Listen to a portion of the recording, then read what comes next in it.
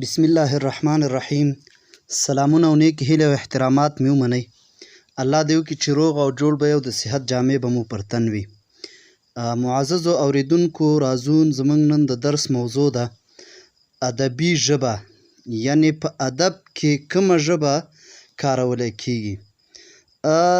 مخکې له دې چې موږ دغه د ادبي ژبه تشریح کړو، دلته د ژبې معنا ده یعنی په ادب کې څه ډول لغاتونه یا څه ډول کلمې باید استعمال شي. دا خبره در سره یاد لرئ چې هره ادبي لیکنه هغه شعر وي او که نثر وي د څو جملو څخه جوړیږي. هره ادبي لیکنه د څو جملو څخه جوړیږي او هره یوه جمله د څو کلمو او لغاتونو مجموعې ته وایي. نو کلمه یا لغت څه شي ته وایي؟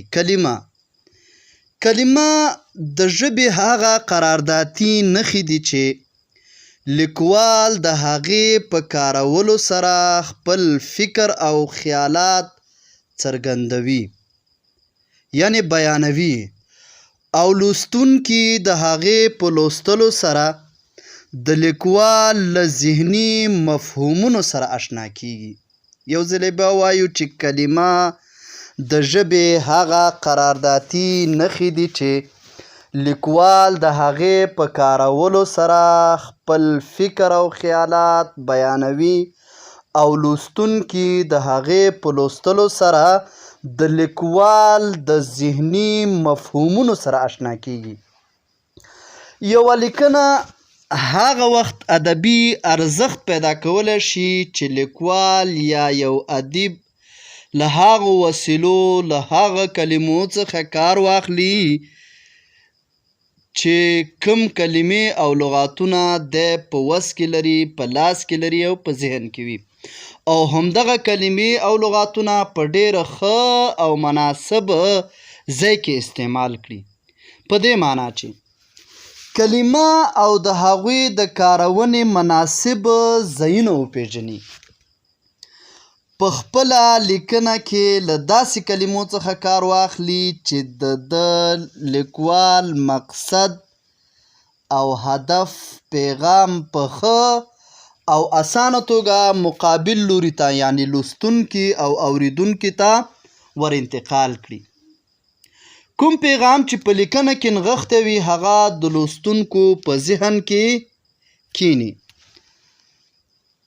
ادب پوهان وایي چې لیکوال یا ادیب دا وظیفه لري، دا دنده لري چې الفاظ او تعبیرونه د یو صراف یا زرګر په شان په یو حساس محک وازموي.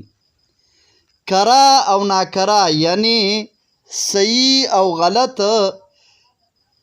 سره بیل کړي او ټول اجزاوې په ژوره توګه داسې وپېژني چې هر یو یې په مجموع کې په خپل ځای مناسبه ښکلا ولري، مناسبه استعمال شي.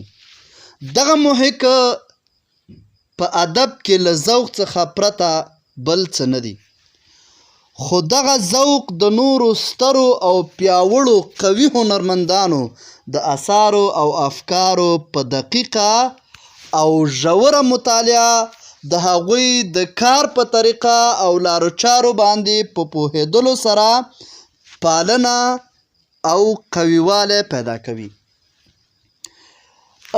یو لیکوال ایرانی لیکوال دی، هغه وایي چې کومې کلمې کاروي، یو لیکوال چې کومې کلمې کاروي هغه باید په ډېر غور او دقت سره انتخاب کړي. هغه باید هغه کلمې انتخاب نه کړي چې ډېر ژر معنا ذهن ته ورکوي. یعنی حتی دوه مترادفې کلمې، یعنی دوه هغه کلمې چې یو شان معنا ولري هم د استعمال نه ډېره ډډه وکړي. کوشش دې وشي چې مترادفو کلمو هم استعمال نه کړي.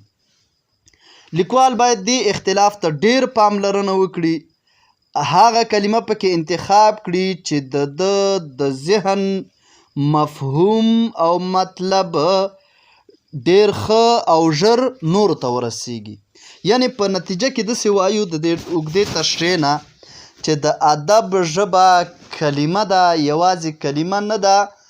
کلمه او د کلمې دپاره مناسب استعمال ځایونه دي. یعنی د هر لغت دپاره یو مناسب ځای وټاکلی شي. نو دا هغه وخت کې بیا یوه لیکنه ارزښت پیدا کولی شي. د توجه څخه مو ډیره مننه کوو. که چا زموږ د یوټیوب چینل نه وي سبسکرایب کړی نو زموږ د یوټیوب چینل در سره سبسکرایب کړئ او دغه ویډیو در سره مخکې شیر کړئ چې نور ملګرو ته هم ورسیږي. مننه.